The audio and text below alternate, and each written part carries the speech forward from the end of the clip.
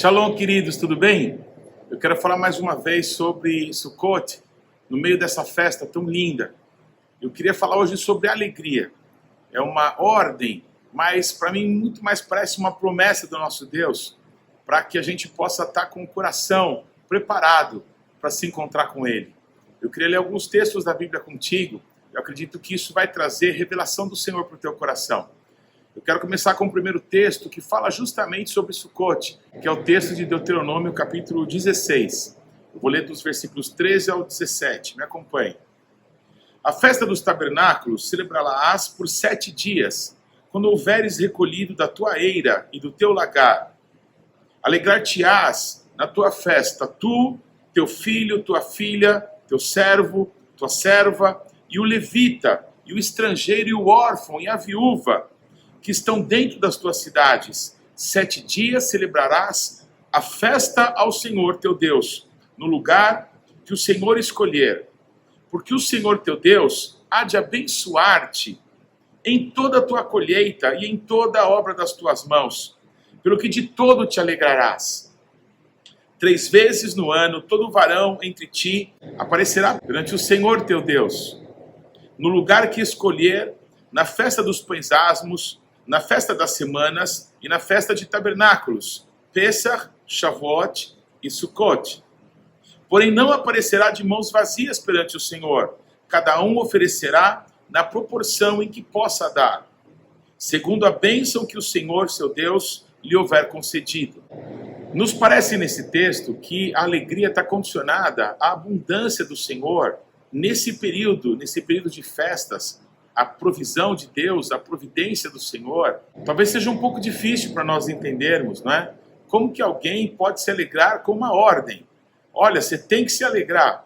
As situações que a gente enfrenta no nosso dia a dia, dificuldades, problemas familiares, problemas pessoais, problemas financeiros, e é curioso que esse texto fala justamente disso. 3 vezes por ano, toda pessoa do meu povo vai ter que se apresentar diante de mim, e vocês vão se alegrar na minha presença. Só que o nosso Deus liga isso a uma condição muito importante, que o nosso Deus abençoaria todas as coisas que eles fizessem. Eles teriam grandes colheitas. Então nos parece que a provisão de Deus, que a prosperidade que o nosso Deus tem para o seu povo, é como que um combustível para essa alegria. Então de uma ordem nos parece muito mais uma promessa. Se nós andarmos segundo os valores de Deus, segundo os princípios de Deus, se realmente nos esforçarmos para aquilo que o Senhor tem colocado nas nossas mãos, na nossa vida, certamente nós vamos colher. E nós vamos colher de uma forma abundante, segundo o nosso Deus tem prometido para nós.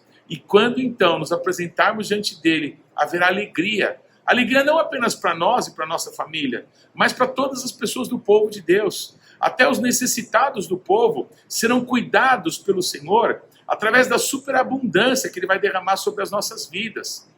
O nosso Deus não está então falando de alguma coisa para o nosso futuro. Sabe por quê? Porque nós passamos momentos difíceis na nossa vida. Nós passamos momentos de tristeza, momentos de luto, momentos de dor, momentos de incerteza. Mas o nosso Deus nos desafia a nós não estarmos olhando para o futuro e tampouco para o passado. Porque se olhamos para o passado, ou vamos lembrar de alguns momentos maravilhosos que vivemos, diferentes talvez, momentos de luta que possamos estar enfrentando agora, e talvez ninguém se motive a se alegrar olhando para trás. Pior ainda, se no teu passado recente ou longínquo, você enfrentou dores, problemas terríveis, não é?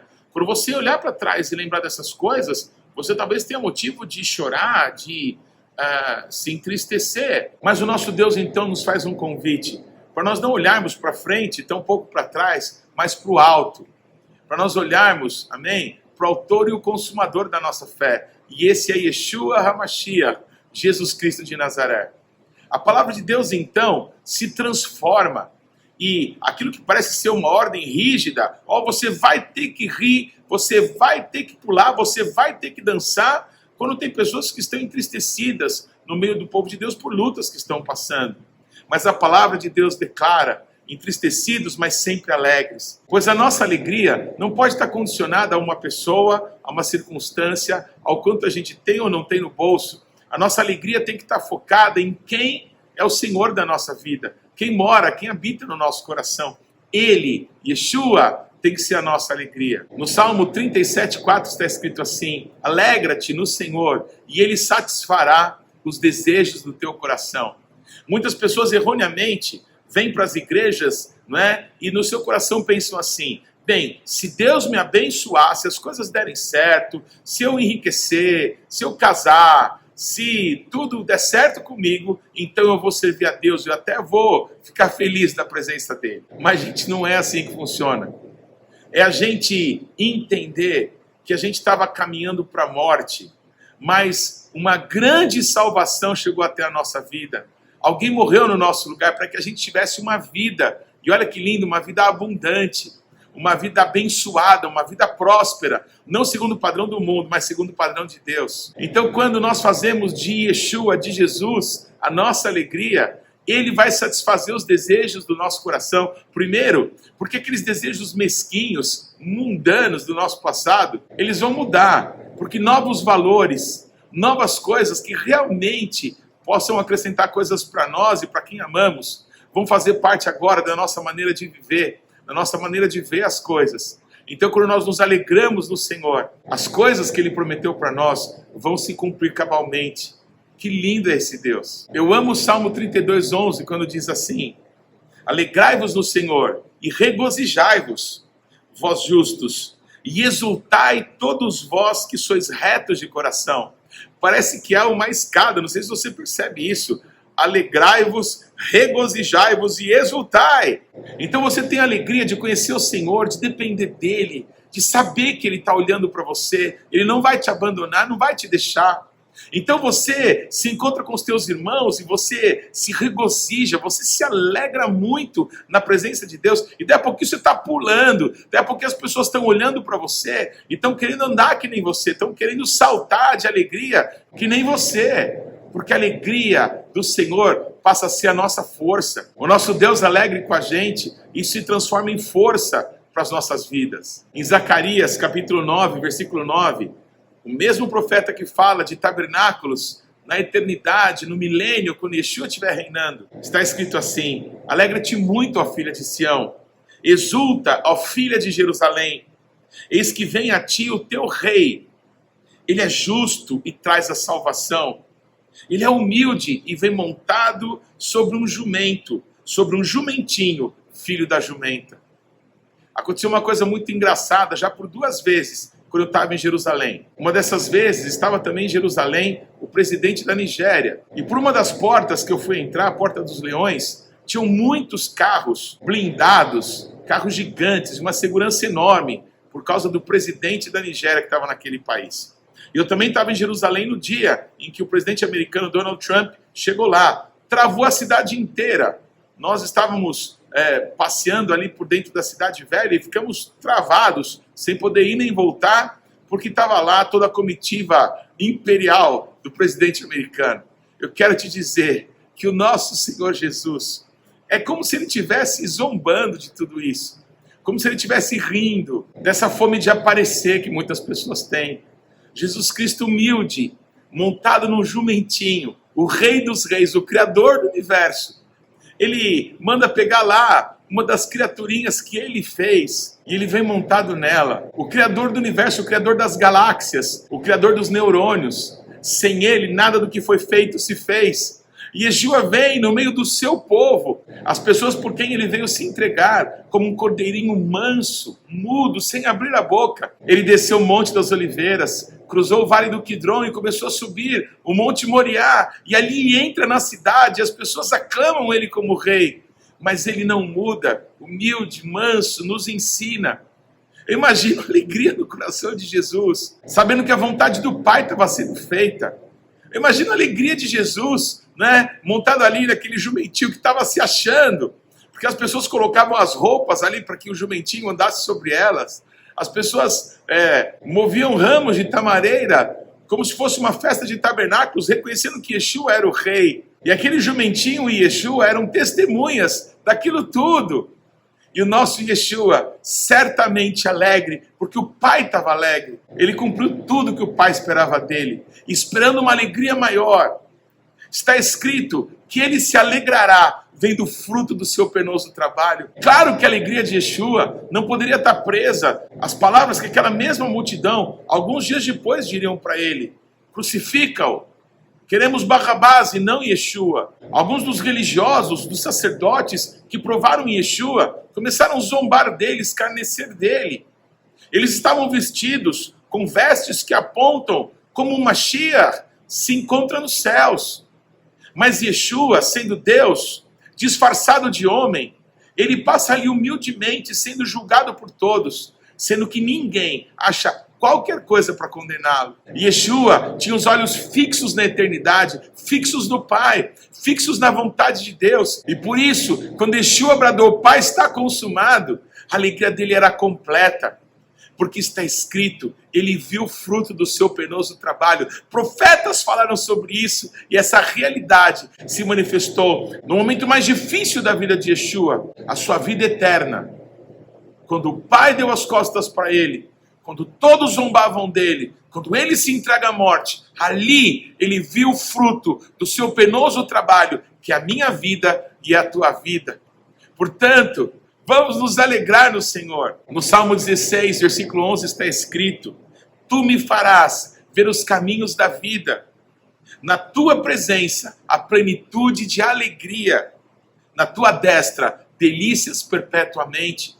Nós precisamos pedir que o Espírito Santo revele a nós, como revelou a Yeshua, os caminhos da vida, os caminhos da eternidade, os caminhos que vão muito além, estão muito acima de alguma necessidade que possamos passar, de alguma incompreensão que tenhamos que enfrentar, de algum abandono que fizeram contra nós, alguma traição, alguma necessidade que possamos ter. Não, quando os nossos olhos estão no Senhor, quando Yeshua é o Rei do nosso coração, então o Espírito Santo em nós vai nos revelar os caminhos da vida, para que a gente possa caminhar com alegria, com contentamento diante da presença do nosso Deus. Eu quero que você pare por um segundo e pense o que Paulo e Silas estavam pensando na cadeia. Você acha que eles não estavam sentindo dor? A dor de muitas chibatadas que receberam. Vocês acham que eles não estavam, talvez, tendo a possibilidade de lembrar do seu passado? Para dizer o que é que eu estou fazendo aqui. Paulo, um cidadão romano, e Silas talvez dizendo, por que eu fui andar com esse homem? Então poucos estavam olhando para o seu futuro, sabe por quê? Porque certamente o futuro deles era incerto, a qualquer momento poderiam ser mortos, como outros tantos cristãos estavam sendo martirizados naqueles dias. Uma coisa é certa, quando eles olharam para a eternidade e contemplaram a Jesus, o coração deles se encheu de alegria. E eles começaram a louvar a Deus, e começaram a cantar louvores, altos louvores para o Senhor. E sabe o que aconteceu? Aquela adoração, aquele louvor, no meio do dia difícil, a alegria verdadeira e constante no coração daqueles que servem a Deus, fez abalar as estruturas daquela cadeia. Pois eu quero dizer isso para você com todas as letras. Talvez você esteja aprisionado numa situação circunstancial que você está vivendo. Mas eu quero te fazer um convite: levanta os teus olhos e veja o Senhor.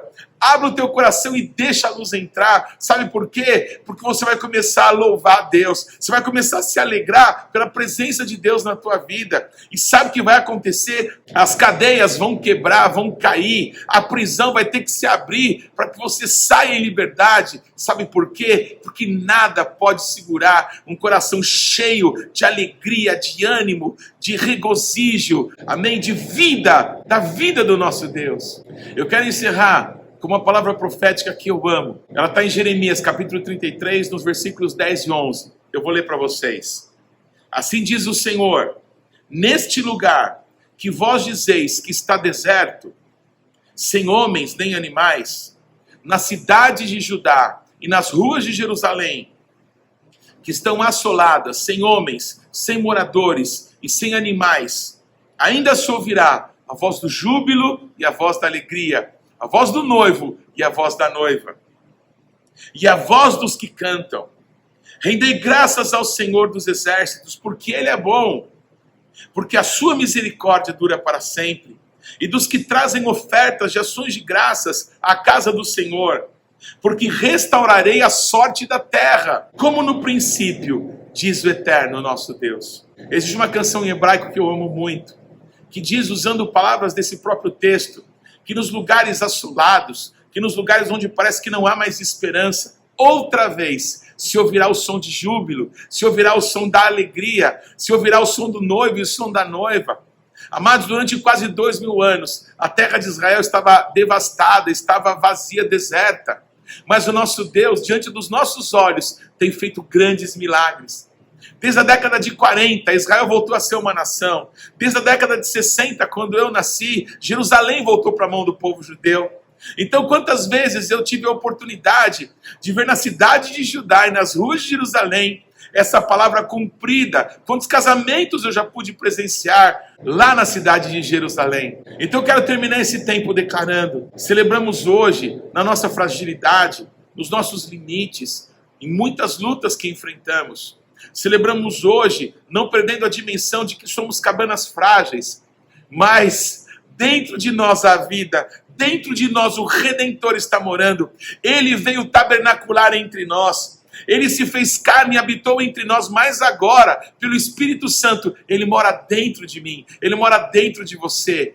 Ele está morando nessa cabana, e essa é a nossa maior garantia. O Espírito Santo é o penhor, é a garantia de que daqui a pouquinho Ele vai vir nos buscar. O noivo voltará, e Ele vai cantar, e nós vamos cantar para Ele. De novo se ouvirá a voz do noivo e a voz da noiva.